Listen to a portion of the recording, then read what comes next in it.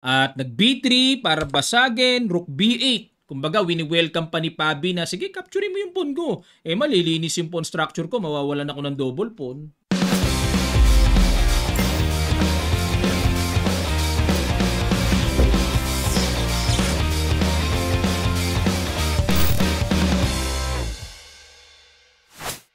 Magandang araw uli sa inyong lahat mga kamatsas. Dito naman tayo sa late edition ng Bakbakan. Siyempre, sa laro ni World number 1 Magnus Carlsen. No? Unahin muna nating i-analyze kontra kay Fabiano Caruana, ang Superbet Classical Champion. At nitong nakaraan lang na Super United Croatia, mga super champion to eh.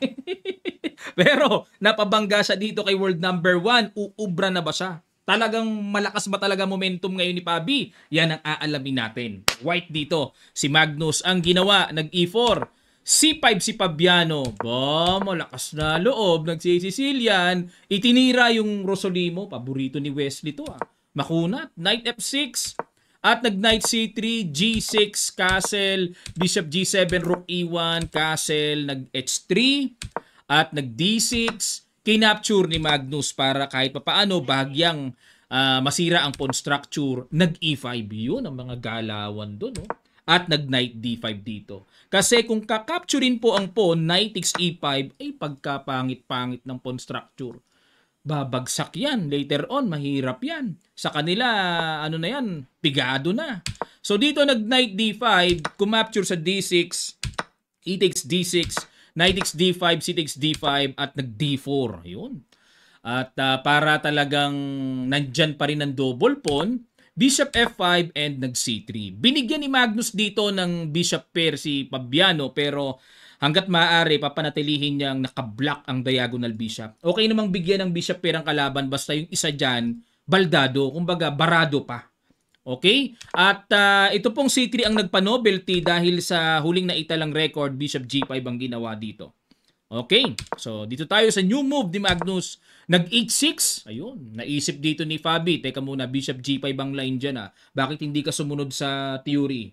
O, in-H6 niya ngayon. Bishop E3 at nag-C4. Ayun, kinulose na. At nag-B3 para basagin, Rook B8. Kumbaga, wini-welcome pa ni Pabi na, sige, capture mo yung pawn ko. Eh, malilinis yung pawn structure ko, mawawalan ako ng double pawn. Ayan. At nag-Knight D2, pero si Magnus naman, ikaw ang kumain dyan, hindi ako ang kakain dyan. At nag-Bishop D3. Ayan, pinagtiba yung C4, oh. At nag-Queen F3, ayun na, inatake na ang weak D5 pawn. Nag-Queen A5, kailangan depensahan yan. B4, Queen A3. Ang ganda ng tira lagi ni Pabi. Oo nga, no? Bumagsak man ang D5, may counter-attack naman sa C3. Nag-Rook EC1 muna. So, hinay-hinay muna, depensa muna, at nag-A5. Binasag. Nagagandaan ako sa mga tira ni Pabi ngayon. Ang ganda, no? Malinis eh. Queen takes D5, capture. Yun nga lang, yung C4, papaano ngayon yan? Nag-C3. Kasi kung sisimplihan lang ng capture yan, wala, bagsak pa rin eh. Ang dami na kasi dyan eh. So nag-C3 at nag-Knight B1. Genius na naman si world number 1. Magnusing na yan eh. Malupits talaga. Oh? O yan. O, teka muna mga kamatsas ha. Dito may hiwaga dito. Wait a minute. Kaping mainit. Pag nag-Rook takes B4, ano meron? Kakapture doon. Hindi ko nga napansin yung pitik na yun eh. May mga ganun palang nakaabang. Kaya pala nag-Rook C8 muna. Pero ang tamang tira, yun na nga talaga dapat. Kainin na pala dapat yun. Queen takes D6 sabay Rook A4. Yun ang tira na ng computer. Slightly better lang naman ang puti. Pero ang ginawa kasi, nag-Rook FC8, Queen B3, another good move. Wala, hindi ka talaga makakalusot kay Magnus pagka ganyang sunod-sunod ang good move. Parang nadali ng computer engine. Puro good move eh. Rook C2, depensa, capture, ang linis. Linis. Nag-A3 muna para pag kinapture to buong buo. Bustawi, grabe, biglang luminis. Gumanon lang, umayos na. Check, nilinis lang. Grabe, dalawa, linis. Nag-Bishop F8, King F1. Ayun. So, mga kamatsas na nag-aaral ng endgame, King must be active, sabi sa principle, pag endgame. Yan na ang panahon na dapat gagalaw na ang king. So nilagay doon para yung tore makaalis-alis na, makaalpas na at walang iintindihing mga threat pa sa B4 at A3. So nag-A4, di ba? Parang nakainom ng Bonamin yan, tuloy-tuloy yan. Hindi mahihilo yan. Bishop D2, Bishop G7, Rook C6 check, King F5, Bishop C3. Di makapalag si Pabi. Champion pa naman si Pabi, oh. Talagang pag si Magnus talaga, wala talaga. Magnoy! Grabe. Parang ginanong-ganon lang, oh. Nag-resign na dito si Fabi kasi po, grabe naman yung dalawang pawns na yan. B7 and A6 na to follow, no? Malupites. Grabe. Hindi pa rin umubra. Winasiwas. Ginanong-ganon niya lang si Fabi, oh. Okay, itong isusunod po natin, mga kamatsas, matindi ito. Championship talaga. Magnus versus Sindarov. Ka-teammate ni Nodirbek Abdusattorov yun eh. Analyze na kagad natin. Black dito si Magnus. Pero ang score niya, 10 out of 10. Walang katalo-talo. Malinis po. Marurot talaga. Ngayon, si Sindarov, ewan ko kung paanong gagawin nitong facing. Kasi this time, may talong isa si Sindarov eh. May talong isa. So, pag-asa niya, pag nanalo siya kay Magnus, makakatied siya ng score. Okay. Ang ginawa ni Sindarov, nag-E4. E5 naman si Magnus. Knight F3, Knight C6, Bishop C4. Grabe. Ginawang bata. Tinirahan ng fried liver attack. Umuubra pa ba sa panahon ngayon yan? D5, capture, Knight A5, Bishop B5 check, Bishop D7, and the Queen E2. So, depensa na sa Bishop, may atake pa. Nag-Bishop E7 para ready to castle na at nag-Knight F3. Ayan, delikado kasi baka tamaan ng Knight takes, mga ganun-ganun eh. So, nag-castle lang.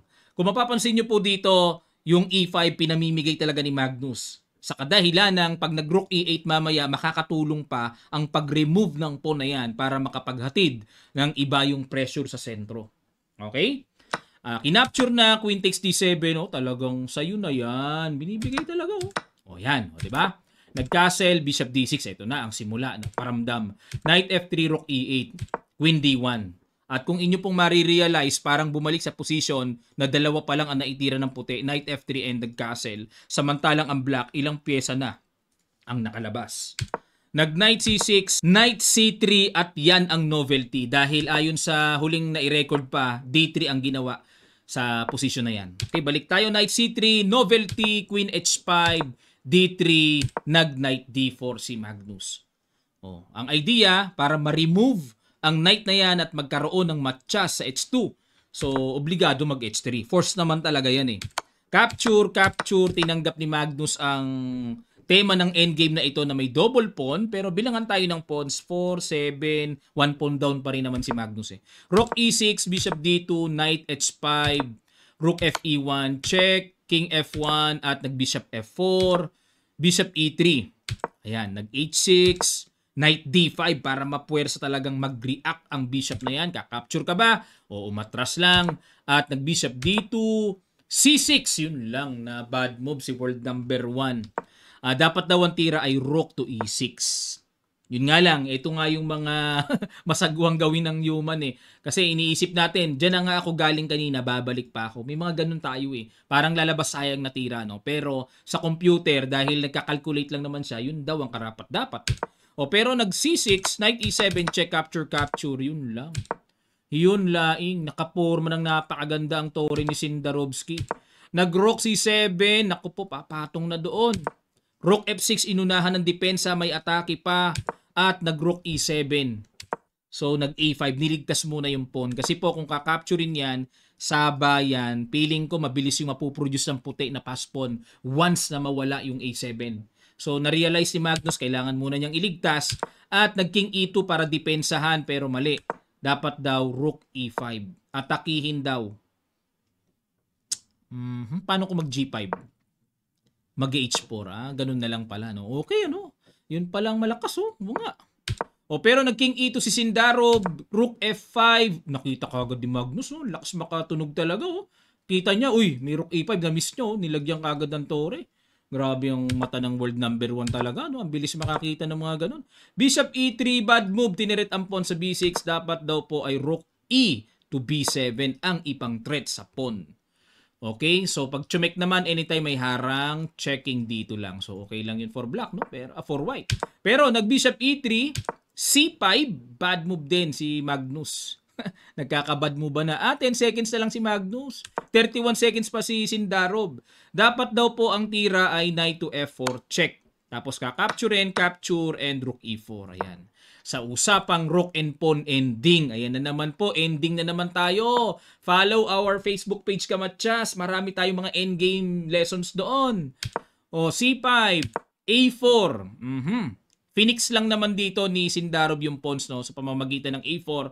Pero ang tira daw dapat rook EB7. Grabe, kahapon pa pinapatira ng computer ang rook EB7 na yan. Kasi may rook A6 din, no? Talagang gustong puwersahin pabagsakin, eh. So, balik tayo. Nag-A4 si Sindarov. Knight to F4, check, capture, capture, and nag-rook E4. Rook F6. B3, another bad move. Dapat daw ay F4. Okay? Pero itong mga ganitong bad move, baka kasi maka G5. G6, good move. Okay, rook E7. Itong mga ganitong bad move, parang mahirap naman.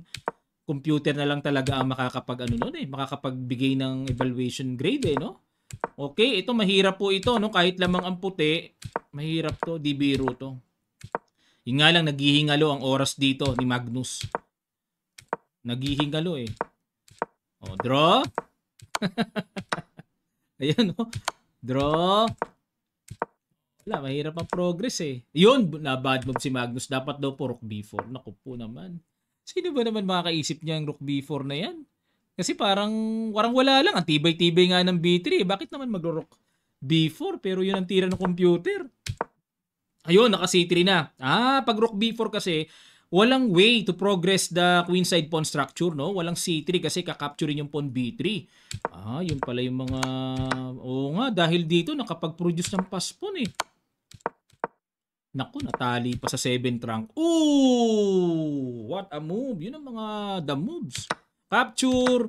And yun, pampahina. Pampahina. Yun. Dito, kitang-kita, losing na si Magnus. Losing na. Pero syempre, kailangan pa rin ng iba yung ingat. Yung binigay na ni Magnus. Kasi po, wala nang mangyayari, eh. Magdi D5, rook D6, tapos lalapit lang ang king. Walang mangyayari na. Kumbaga, waiting for death na lang dito si Magnus. So, ginawa niya, na-realize niya, kailangan na niyang maggawa ng desperate moves. Check. Desperate na, eh. Check. Bush, ang pawns. Bush. Lakas ni Sindarov. Lakas ng batang ito. Ka-teammate ni yan, eh, ni Abdusatorov, eh. Malalakas yung mga bata na yan. Meron pang isa dyan, eh. Sino ba yon? Yung isa pa? Malupites, mga Kamatsas, at nabigo si Magnus sa championship. Pero not bad. Ito ang standing. Silipin natin. Not bad.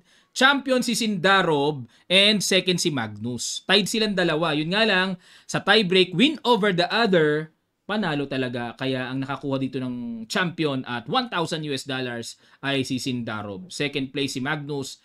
Third, si IM, Renato Terry. Grabe. IM lang, Third place, naunahan pa sila Ferrucia, Nakamura, Jose Martinez, Fabiano Caruana.